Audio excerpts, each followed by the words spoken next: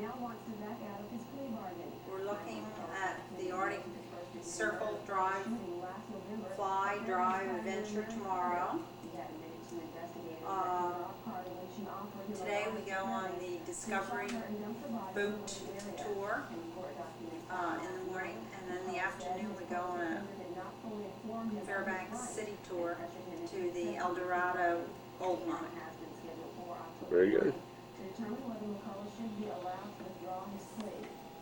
Alaska State Troopers are reviewing how officers investigate traffic accidents after the body of an 8-foot man killed in a car crash Sunday when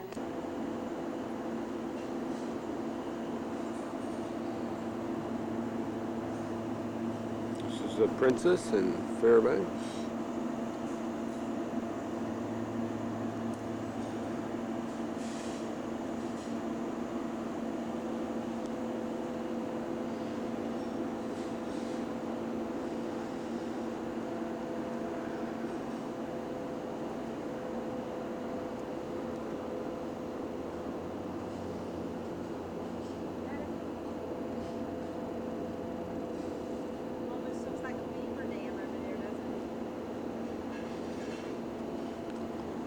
Bobbing around from the train ride yesterday.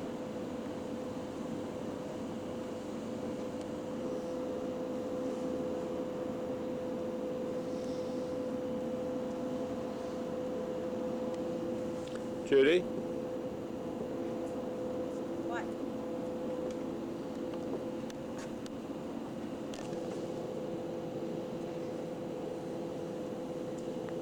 We're showing the mountains of Alaska made into a deck with the sun and the birds in the sky at the Fairbanks.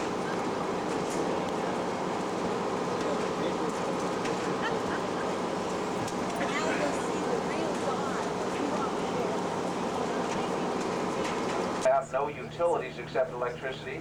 They have to put in their own wells and septic systems, maintain their own driveways. That's the modern day pioneers. We're also going to tell you about the fascinating Athabascan Indian culture, which has thrived here for 10,000 years. Temperatures down to 60 and 70 degrees below zero, all the way up to 90 degrees above. So you'll learn a lot about the earlier cultures. We'll show you a little bit of everything along the river, the types of houses that are built, the prices of property, land, home construction. We're going to stop by Susan Butcher's Trailbreaker Kennels and see who's on shore there. We'll tell you more about that in a little while. There's some reindeer on shore. We'll share that with you. At any time while we're underway, feel free to move about the vessel. You can go from side to side or deck to deck to take pictures.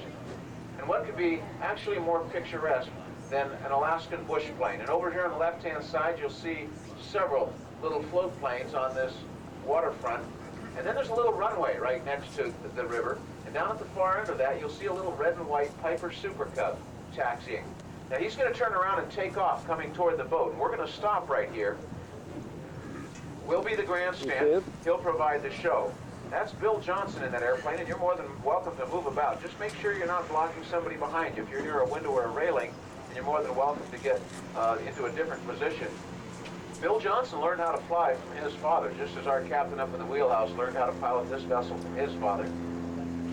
Now he's going to be doing a short field takeoff and landing for you. This runway is 1,000 feet long. And he'll be using just about 1/4 of it to get that little airplane in the air. And he probably is checking the wind right now to see which end of the runway to take off from. And it looks like he's going to be taking off from this end. We'll go downriver just a little ways, so he'll be taking off toward the boat. You'll get a nice view of it. I might point out that he gets into the air fairly quickly.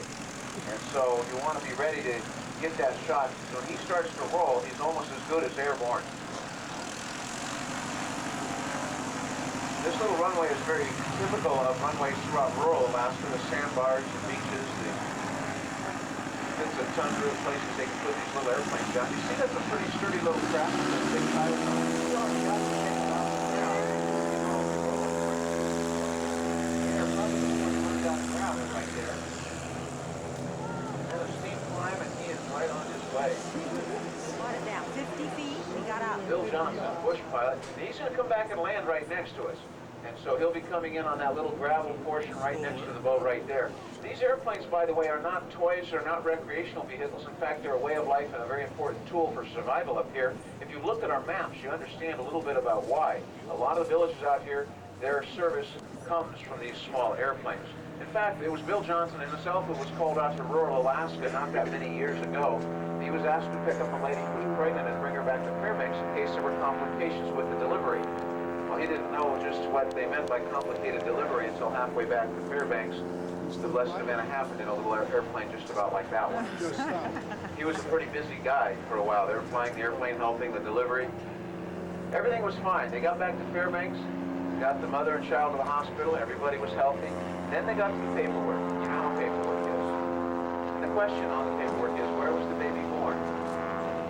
And they were all scratching their heads. The doctors and nurses couldn't figure it out. Bill Johnson was still there. He said, that's easy. The baby was airborne. Now you'll see him coming around just off the stern of the boat down here, and then he'll come right over the river about where Steamboat Landing is. You may be able to see Discovery 2 up there. And this is quite the picture, folks, because you're going to have these little float planes in the foreground, and then that little Piper Super Cub coming in over here. Now Bill is probably going to do an interesting maneuver. He's going to get right into position and then lose a lot of altitude real fast. And you can see him on your monitors there, lining himself up to come in. And feel free to get in the position where you can see this nicely, but there you come, losing a lot of altitude real fast. Pretty hot landing right here, right over top of a little float plane. It's a great picture for you. Leaving the picnic table, thank you, Bill. That's very nice. And there he is. He'll be at a stop before he reaches the end of the boat. Doors are open. He'll give us a wave. Bill Johnson, thank you very much.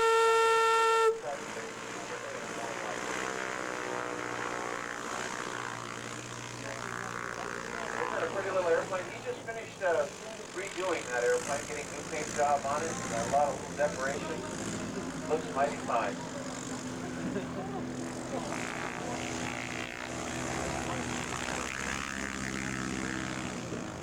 Well, those little airplanes are pretty important in our lives up here. I grew up in rural Alaska where planes like that and the DC-3 and the other mid-sized aircraft delivered the mail. Nothing quite so romantic as hearing the echo of a big old airplane engine through the canyons bringing in the mail to the smaller communities in our state. This little airstrip right here, everybody just about is involved in aviation. Pilots like Bill, mechanics as well. Thank you once again, Bill. Over here on the left-hand side, you'll see a yard with 3 airplanes in it. There's more airplanes usually in this front yard than there are cars. That's just a matter of lifestyle. These people want to get out into the rural areas. They take off on floats here on the water, wheels on land, and in the winter they change them all to skis, and they can take off here on land or on the river using skis on the ice. So very maneuverable in this little aircraft. There's our car, dude.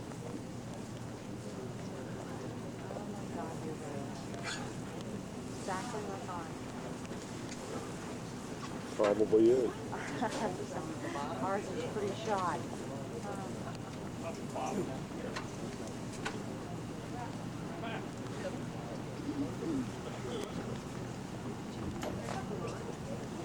The early pioneers did.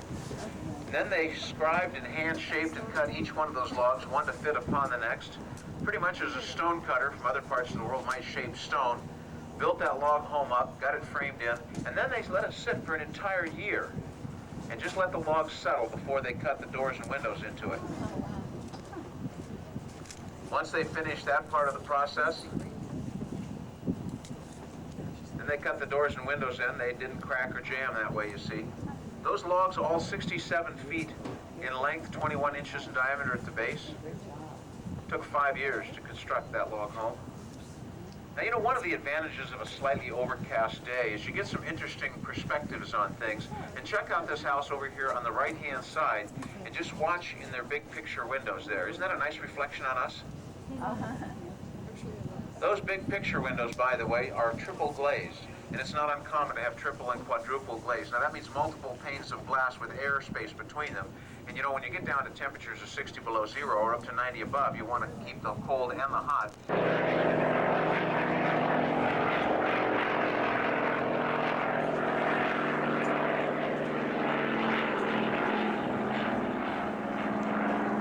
Susan Butcher.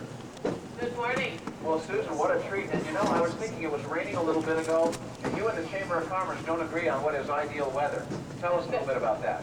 Well, no, we love this overcast for the dogs, and even when it is raining, they enjoy that because it cools them off a little bit more. If they were munching and got to choose their favorite temperature, it'd be somewhere around 10 below zero. So even this is way too warm for them.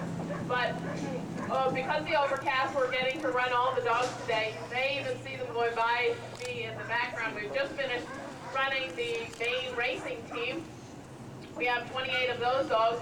And most of the summer, we really don't do a whole lot of practice with them in harness. They already know what they're doing. But it's really important to keep them in shape.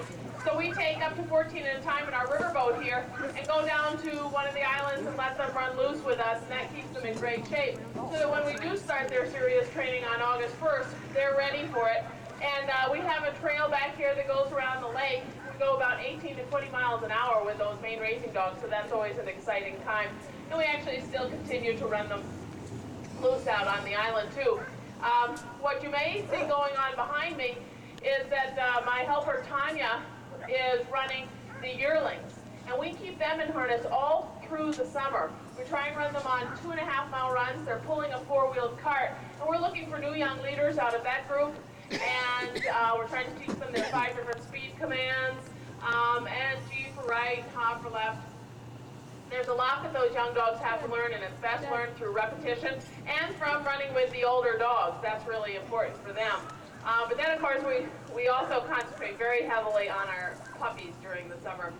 Besides just giving them a lot of love and attention, they need to go on daily runs. These are just loose. These are well before they're in harness. This group is 9 and 11 weeks old. There's 2 different litters here. And we have a trail that we've cut through the woods here, almost 2 miles long. And it's like an obstacle course. There's water for them to go through. There's some logs to climb over.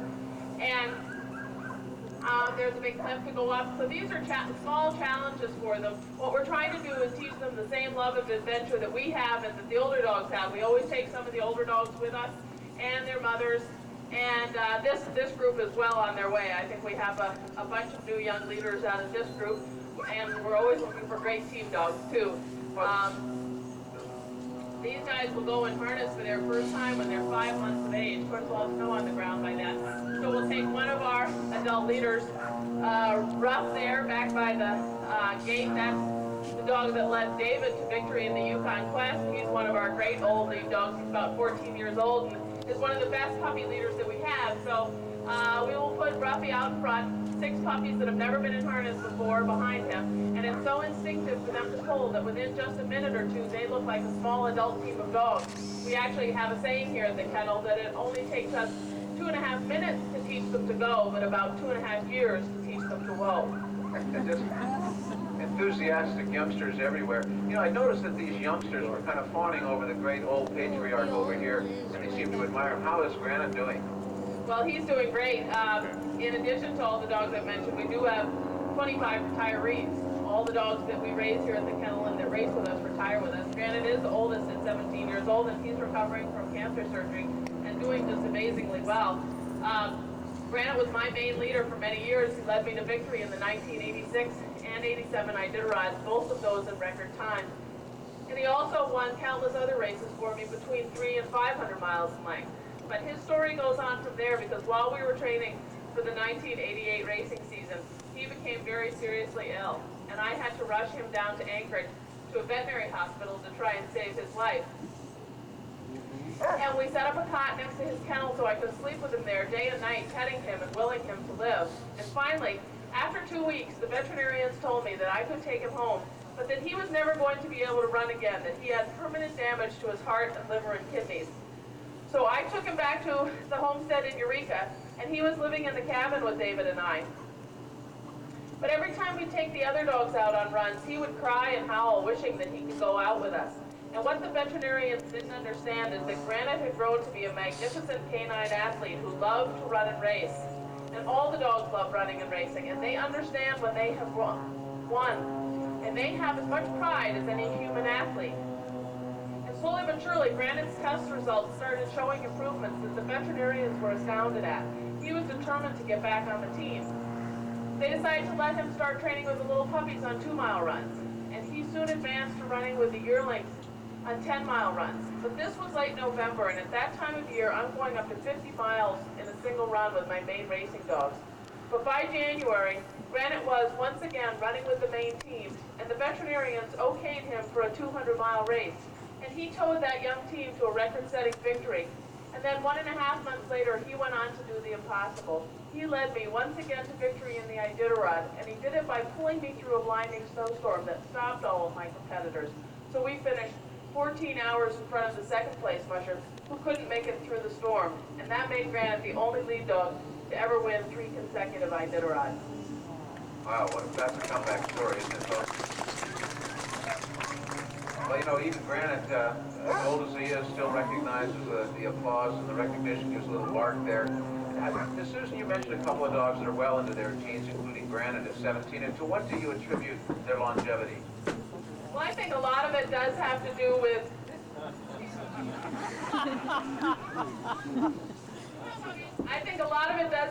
the nutritional program that we give them. We have that set up for us by the folks at Cornell University. I think it also has to do with, of course, the constant love and care they get, but the veterinary care they get. We work with veterinarians all over the world, especially those that are well-versed in canine sports medicine. But I think the most important thing is the exercise that they get. Each dog goes either swimming with us every day, they go loose running, or some form of exercise if it isn't mushing itself. And at the peak of their career, that means at the peak of the winter, it could be 50 miles to 100 miles in a single day of mushing. So they're incredibly fit. And even Granite, as I said, recovering from cancer surgery, he'll still insist on getting out, going 1 mile to 5 miles a day, just loose running. He hasn't been in harness for ages, but going on the puppies walks with us, and I think it's that exercise that gives them the best. Well, we're going to see some of them exercising just downriver, correct? Yep, you will. David will be joining you down at the village with many of our Iditarod champions and demonstrating a little bit about dog mushing. Well, we'll look forward to it. Susan Butcher, I know you got a big kennel back there, 80 dogs to take care of. Get back to work, and thank you so much for coming out and joining us. Thanks for stopping by. Big job, and folks, take a little time to come around and don't take a spot.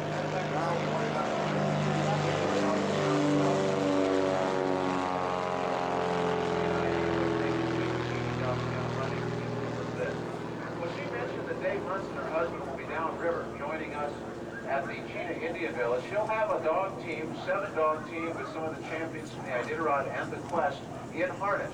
And they'll be coming right next to the boat, a very dynamic dog team over there. This is his barge right here. He's a contractor and very active along the river.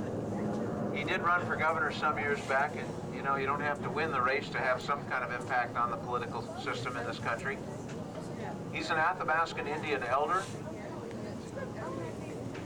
Look at that log home, and you'll see that it's vertical construction, not the horizontal logs like you saw upriver. A little bit different style, big beams holding up that heavy sod roof, and decorative antlers of moose and caribou on the ends of each one. Over here, too, on the right-hand side, a little stern wheeler. That little vessel right there was where a retired couple lived on the river for a while. It was a recreational vehicle, really. They traveled the riverways of interior Alaska. When they got tired of living that lifestyle, then they had a crane set it on a foundation right there, and they hooked up all the utilities and they moved right in. Now, this is all private property down in this area. Kennel, of course, and all these homes. Kind of a rural subdivision here and there, and some places just private lots with nice homes on them. Just downriver from this area on the right-hand side that we affectionately refer to as Garage Sale Point, you'll see a nice stand of these white spruce. And we mentioned earlier, white spruce is the largest evergreen in this part of the world. A mature white spruce may take 200 years to reach 2 feet in diameter. Nonetheless, they are an important part of a growing timber industry in interior Alaska, not only for logs like you saw in some of the homes, but also for lumber. A couple lumber mills nearby. Look back in the woods, right under these trees that have been kind of parked out a little bit with that blue tarp on the ground. But look through there, and back in there you'll see a brand new home under construction. been going real fast. They started that just this spring. It's going to be a real pretty place, tucked back in the woods, just exciting thing to see. Now, some folks will do that, kind of build the entire building. They might serve as their own contractor and hire a lot of subs to do the work for them, or they might do the entire project themselves.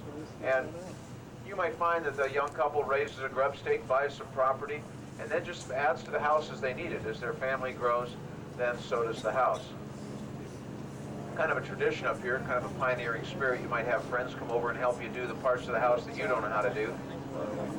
Property in this area about $30,000 to $50,000 per acre. Construction costs running about $50 to $100 per square foot, depending on whether you do it yourself or have somebody help you. That house over on the right-hand side right there with the for sale sign, a realtor listed that house for sale earlier this year at $275,000. Now these are year-round homes. They have their own wells and septic systems. Driveways might be a half a mile long out to the school bus route. Over here on the right-hand side, you'll see some folks who are doing a little landscaping now. A couple of years ago, they built this house, and it was very exciting because being right on the river like this, you could watch every stage of the construction. And when we were starting up in May, they were doing the site preparation.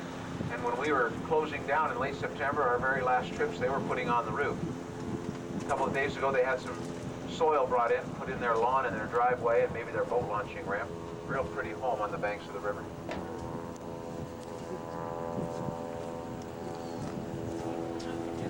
Just off the left-hand side here, you can see a beaver swimming along. He's right in front of the boat. Keep an eye on him about 50 yards off the bow, kind of about maybe 10 o'clock. It would be just dove under. Keep an eye out there. He may show up. Meanwhile, however, I don't want to get so distracted by the beaver that you miss the reindeer on the other side. You want to have your cameras ready for this because there will be a band of reindeer on the right-hand side of the boat here in just a few moments. And you know, reindeer have an important role in Alaska's history. And we're going to stop right here, and when those reindeer come out, we'll tell you a little bit about them. Now, the reindeer are domestic creatures. Caribou are wild. That is the only difference between the two. If you take a look at this penned-in area over here, you'll see these domestic reindeer come out through the heavy timber in the back left-hand corner. Now, these are domestic animals. Their ancestors go all the way back to Lapland and Norway over 100 years ago. Here they come right out through the opening there. There's a little tiny one. That youngster right there, born on Easter Sunday. There's another male, the smaller of the adults, female. Oh, here we got a nice lineup. Now the one on the far right, that's the female. Right next to the female is the fawn that was born on Easter Sunday of this year. And then the two on the end, over on the left-hand end, are both males. Now, if you take a look at their antlers, you'll see that their antlers have a very fine velvet-like material on them. Now, when the antlers are in velvet, they're still being developed, and that layer of tissue and skin protects the blood vessels that carry the vitamins, the minerals, and the nutrients right up into the antlers. Now, after the antlers have developed, that velvet will fall away, and then the antlers will cure, and they'll have a rich mahogany coloration. If you look closely at those antlers, particularly now and when you go ashore, you'll see that especially the larger one, who's starting to move back into the background now, his velvet is starting to come off, and it looks a little bit gross. But that's just a natural process. As they shed this velvet, it isn't tissue, it has blood vessels in it, and it'll look kind of nasty, but it's perfectly natural. These are domestic animals, very well cared for, well fed. But they just go through these natural processes that look a little unusual to those of us who are not accustomed to it.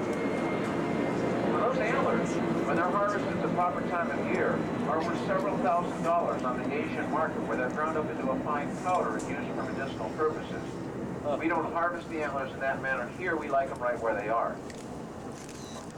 The part of the antler that you're seeing when they get that profile on their head, you'll see the part of the antler goes right down over their, almost to the ends of their noses when their heads are down in the snow. That part of the antler is called a shovel. And when they're eating down in the snow, as they move their heads back and forth, that part of the antler moves the snow out of the way. Now, not all of these animals keep their antlers all winter. Some of them shed right after they rut or mate. Others will keep their antlers throughout the winter until after the young are born. At one time, there were herds of tens of thousands of reindeer in northwestern Alaska, and they were part of a red meat industry that rivaled the beef industry of the lower 48 states.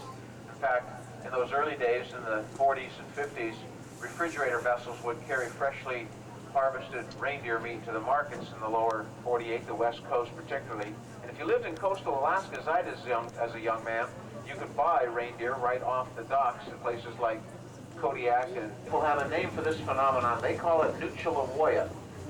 And Nuchalawoya means wedding of the rivers. If you look far off to your left over there, you can see the Alaska Range. That is where the Tanana River rises amongst all those glaciers up there. You're seeing the shoulders of some of the larger mountains right there. But this Tanana River rises and runs like a fretwork of main channels, backwaters and sloughs, islands and mud bars across 4 million acres of the Tanana Valley. It is an uncontrolled river. There are no dikes, dams, levees, or locks on the Tanana River. A little bit of protection around public works projects like highways, pipeline facilities, and that's it. There are no navigational aids on this river. To a trough where they slide into a box where they're stored and then later harvested. On shore, you will also see Dixie Alexander, I imagine. Right in front of the wall tents there, you can see Dixie and some members of her family. She's got a black parka on and a kind of a pink tablecloth there working next to the fire. Dixie will be our presenter. We'll give her a wave, and on the way back, see all this again. And if you're not getting the picture you'd like to see there, wait until we head upstream and you may get a whole nother view of the fish wheel in operation at Fish Camp. We'll give Dixie a wave and let her know that we'll be back in just a little bit. Now you're getting a nice cross view of this fish wheel. You notice that there are baskets. It is turned by the current, and the baskets on the downstream side are scooping upward. Now that's because it takes advantage of a very interesting phenomenon. The salmon can live in this water, but they can't see in it. So as they swim upriver, they swim right into that basket. The basket turns and lifts them out of the water. They slide into a box that you can see there. That box has no sides on it because we don't want to keep the salmon. That's not the business we're in. So we let the salmon get away. In return, the state of Alaska gives us a permit to let that fish wheel operate all year throughout the summer. Now just off the left-hand side up here, you'll see another fish wheel. Now this one is not in operation. It's a commercial fish wheel. And the State of Alaska Department of Fish and Game very carefully governs the use of fish wheels, fish nets, and other devices to ensure that there are open seasons to harvest the resource, but there are also closed seasons to allow the resource to escape, so there are enough salmon swimming upriver to spawn for future generations. The Superior Court judge, back in the late 50s and early 60s, a man who, I assume, loved living on the edge. At the base of that bluff, you see a channel, and the water there is 20 to 30 feet deep, and it goes around that bluff at a rate of about 8 to 10 miles per hour. If you look out to the left, you'll see another channel way out there, far off next to those trees, and there's actually another channel coming in at right angles on the left as well. This river is a braided river, lots of choices to make, and a riverboat captain, like our captain's father, would have maybe 3 barges and 500 tons of freight, a vessel much like this to push it all. And he would have to decide back at that last bend which one of these channels he wanted to take before he got so close that he wound up on the sandbar. And this is like the rivers that go from here all the way to the Yukon, about 200 miles, and then another 1,000 miles down the Yukon to the Bering Sea. Now this bluff that we're going by right over here, you see the little light green tufts of vegetation on the most barren exposed areas of rock? That is sage. And we are in fact a semi-arid environment. Here in interior Alaska, the Tanana Valley gets an average of 12 to 14 inches of rainfall precipitation per year. Half is rain, half is snow. Precisely because if we did a U-turn, we'd wind up going aground. Now this is an interesting maneuver, and it takes hundreds of repetitions to learn. And here's how it works. You see this over on the left-hand side, there's a mud bar there with kind of a cut edge on it. See just down off the bow how quiet the bow is. Hardly any movement up there at all. Look over your shoulders or watch your monitors and you will see just how fast the stern of the boat is being carried downriver.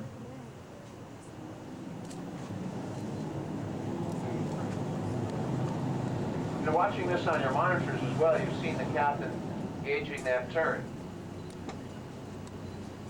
Thank you, Captain. Thank you for the camera work, too. That was mighty fine to see that. You know, he's getting the hang of it, folks. As I mentioned, hundreds of repetitions to learn that maneuver and the crew's instructions on setting up the traffic pattern. And then if you'll do this for us, if you would take your coffee and your donut away from the distribution point so the people behind you get their coffee and donut as quickly as you got yours. That seems like a nice thing to do for your fellow travelers. And then hang on to the styrofoam cups and the napkins. So if you folks will take care of your fellow travelers and the environment, we'll take care of the coffee and donuts. The gift shop will be open. We'll have 10 or 12 minutes until we get upriver next to the fish camp. When we get next to fish camp, we'll come back and talk to Dixie Alexander and tell you what's going on in fish camp and learn a little bit more about the Athabascan Indian lifestyle. Meanwhile, enjoy the coffee and donuts, and we'll talk to you upstream. Thank you very much. Satellite dish. Cool. They'll give us a hot dog. I want to get a donut. Sorry. They gave you coffee? They're giving coffee. I mean, none of us drink coffee. Why'd you get up to a hot dog? They didn't listen to that. Huh? They didn't listen to her. He was just talking. Are they like...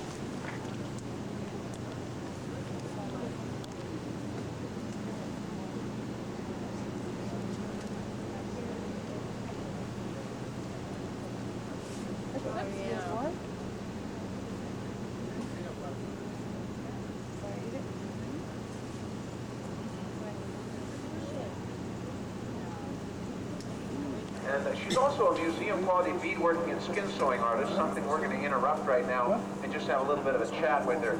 And a good day to you, Dixie. How you doing out there? Good morning. Nice morning to be at fish camp. Well, It's a real nice morning to be on the Tanana. well, and it's not raining today. The sun's out. A little bit cooler. Must be real nice out there. How does this fish camp compare to the one up on the Yukon River where you grew up? Well, this fish camp here on the Tanana is very similar to the camp I grew up on the Yukon River, where my family still fishes at the same spot today. Our camp's located about 40 miles above the village of Fort Yukon, very similar to this camp today. Although I think our smokehouse is just a little bit bigger than this one over here. We had to harvest a lot of salmon, and we had a lot more canvas waltons like the two behind me in camp. But since I have 6 brothers and 6 sisters, and my grandparents always came to fish camp with us, we had a very large camp. We'd head to fish camp about the second week in June, and one of the first things that we would do is put up the canvas waltons like the two behind me. And all of us kids would gather spruce sprouts